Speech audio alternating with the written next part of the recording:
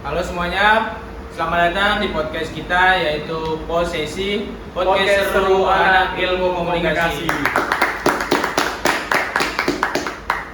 Hari ini kita akan membahas tentang dunia persepak bolaan di Indonesia nih, yaitu kunci kemenangan tim nasional Indonesia di Piala AFF 2024. Bersama saya Rizky Febri Saputra sebagai host.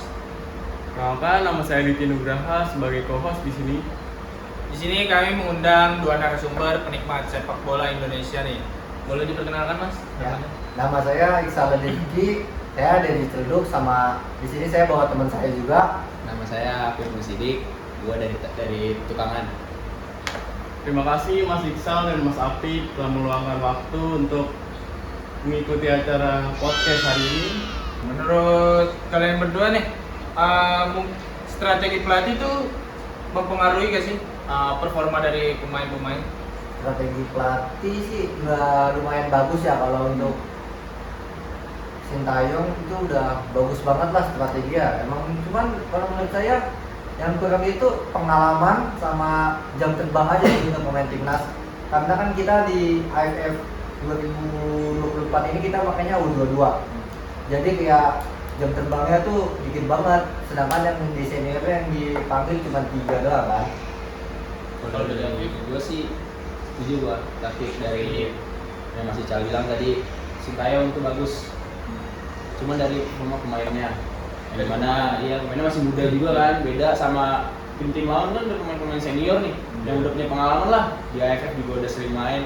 Ini kan dia juga baru terjun kayaknya kan di AFF atau gimana, jadi performanya kurang lah buat lawan timnas senior tim lain. Kalau Sintayong sendiri juga ngomong katanya timnas senior negara-negara itu emang hebat-hebat. Oke, tadi kan Mas Iksal ngejelasin tentang pemain-pemain muda Iya. di piala tersebut ya. Menurut Mas Iksal dan Mas Apip, siapa yang menurut kalian itu pemain yang paling berpengaruh? Pemain paling pengaruh ya.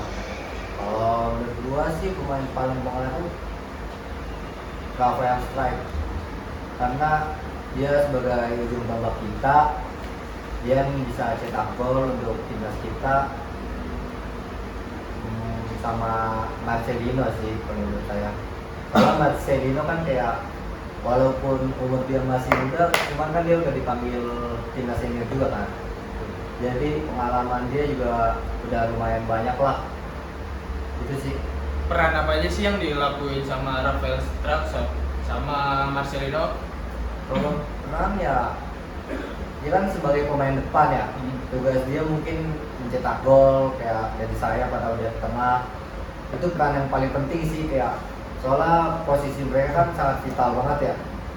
Paling diunggulin di posisi itu.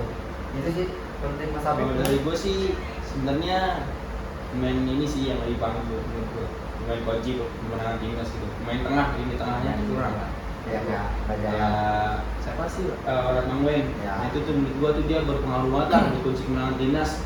Karena operan bola dari dia tuh emang bagus-bagus. Sama ini juga siapa namanya yang back kiri belakang? Perdong. Kelvin Verdong. Menurut gua tuh dia bagus banget tuh dia buat umpan jauh, on point dia, umpan bola ke depannya juga. Jadi striker tinggal ngambil tindakan shooting finishing. Ya. Buat tadi kita udah selesai nih ngomongin taktik lah, ngomongin tentang pelatih, pemain muda. Kalau buat mentalitas timnas Indonesia nih, gimana sih ngelihat nih mentalitas para pemain muda selama turnamen Piala AFF ini? Kalau untuk mentalitas sih kayak jauh banget ya Mas Rizky. Ya. Mungkin karena pengalaman dan banget kali ya.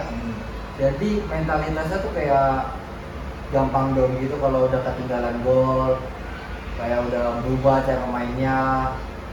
Jadi nggak efektif gitu sih, kayak jadi acak-acakan gitu. Apalagi di tengahnya yang diisi pemain muda yang kemarin juga blunder kan. Ada beberapa kali blunder sama nggak bisa cetak gol di depan gawang pemain tengahnya. Itu sih. Kalau dari gua mentalitasnya sih gua mungkin terpressure kali ya, dengan adanya apa titik kumpul gitu, kayak misalnya harus menangnya FF nih. Soalnya kan yang dari sebelum-sebelumnya ibarat kata kayak push rank lah. Kemarin kan push rank nih dari poin berapa nih, dari peringkat ke berapa jadi peringkat ke naik sekarang jadi 100 berapa, 125 atau misalnya. Ya 125 kan turun lagi nih karena kalah. Itu pressure juga tuh kalau misalnya kalah. Jadi turun nih poinnya ini. Nah, jadi tuh kayak mentalitas pemain muda juga pasti kayak terbebani lah gitu, kayak beban nih. Gue harus bisa nih menang nih, gue harus bisa menang. Tapi juga karena chemistry mungkin ya, chemistry pemain yang belum terbentuk juga. Kalau itu gue setuju banget sih kayak apa yang dibilang sama Mas Satu. Emang titik tumpunya kan karena udah di timnas senior ya. Jadi sekalian timnas kita pakai pemain yang benar-benar banyak pemain lokal. Jadi kita kayak di preset gitu untuk apa sih bedanya pemain naturalisasi sama pemain lokal kita. Ternyata kan hasilnya beda banget kan sama yang kita mau. Sekarang ngomong tentang fans nih, menurut Mas Iksal dan Mas Apip, penting nggak sih tuh dukungan fans untuk pertandingan kemarin? Dukungan ya jelas penting karena fans itu kan pemain ke-12 kan. Iya, betul. Jadi betul loh, pemain ke-12 jadi harus bikin nambah semangat. Iya, 12.